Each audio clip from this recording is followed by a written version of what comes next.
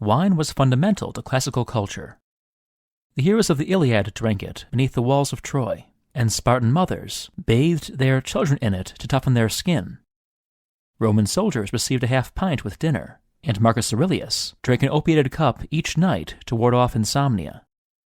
There were dangers in wine.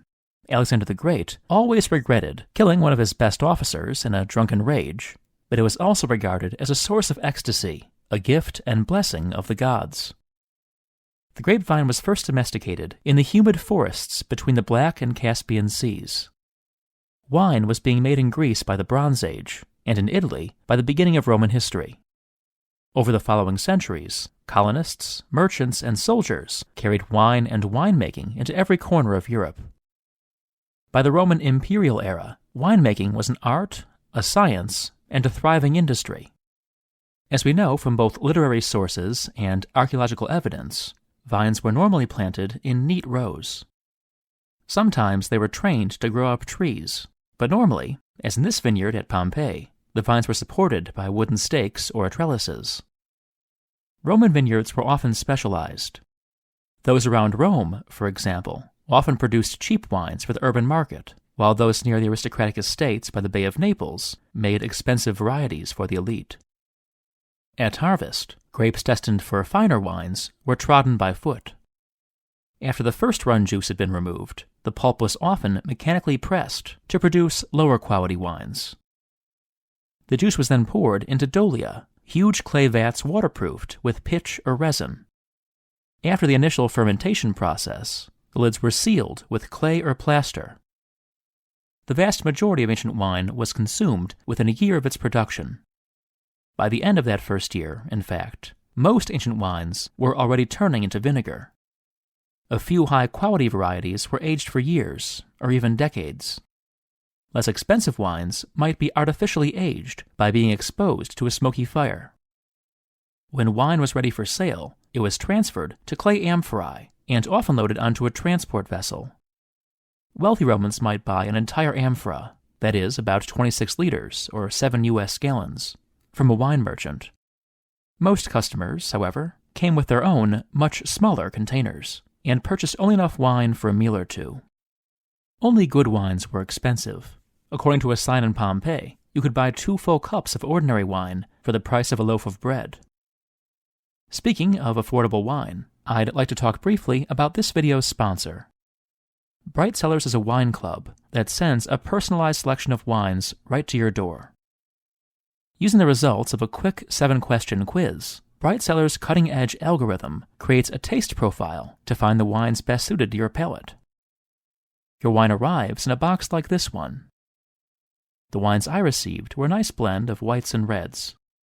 Since the brands were new to me, I appreciated the card that came with each bottle, specifying the wine's characteristics and ideal pairings.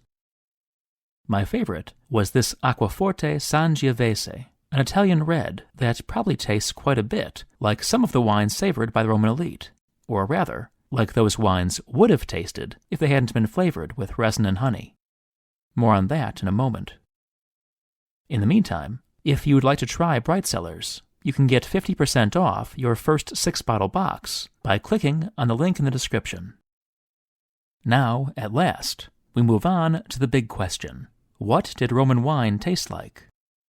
There is, of course, no single answer, since there were hundreds of varieties and countless ways to serve them.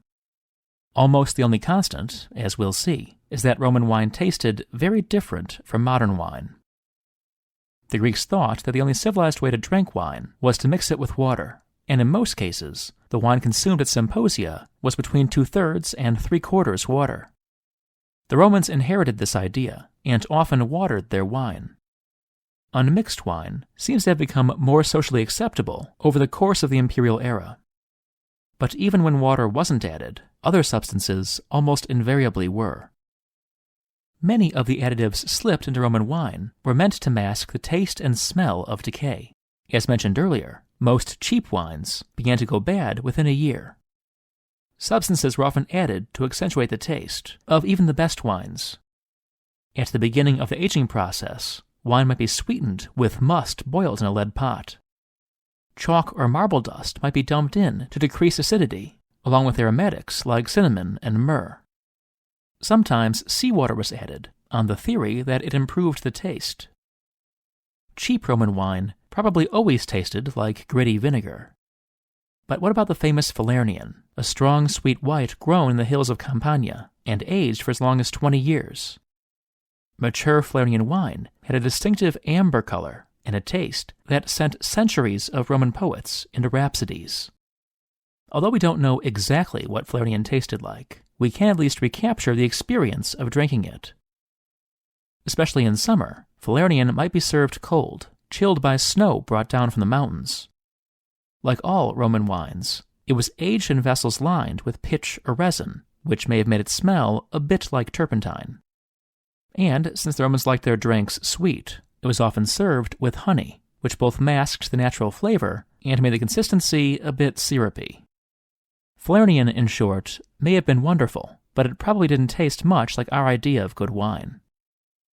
I'd like to close with a medieval impression of Roman wine.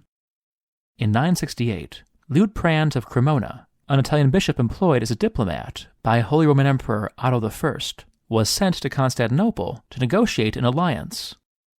His mission was not a success, but it inspired an engagingly vitriolic treatise on the Byzantine court. One of the many things Liutprand hated about Constantinople was the food. Even in the 10th century, the Byzantine court was still banqueting in Roman style, with dining couches and dishes soaked in the pungent fish sauce that the Romans called garum. The wine, in Liutprand's opinion, was even worse than the food. He thought, in fact, that it was completely undrinkable, being mixed with pitch, resin, and plaster.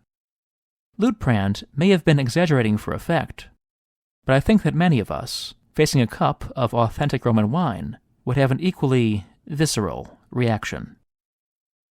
If you enjoyed this video, please consider supporting Told in Stone on Patreon. You might also enjoy my book, Naked Statues, Fat Gladiators, and War Elephants. Thanks for watching.